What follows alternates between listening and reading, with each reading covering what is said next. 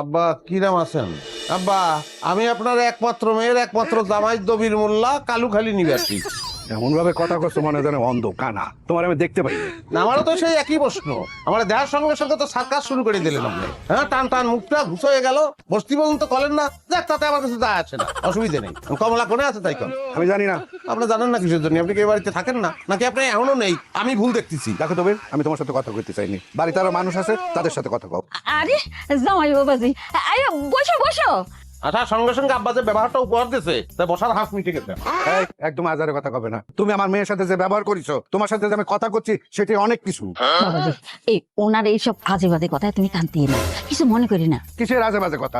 আমি এবার কমলার সাথে একমত। কমলার ওর বাড়ি যাবে না, ও তুমি চলে যেতে কও। তুমি তো আসলেই ফাউল। না না আম্মা, ক্ষতি দেন ক্ষতি দেন। তার কথাবার্তা আমার খুব ভালো ঠেকতেছে। মনে হচ্ছে কালার ফালার মিলে একটা তামিল ছবি দেখি। কোন সংসারে ঝামেলা হয় না, স্বামী স্ত্রী ঝামেলা করে না, ঝগড়া লাগে না, এরকম কোনো সংসার আছে?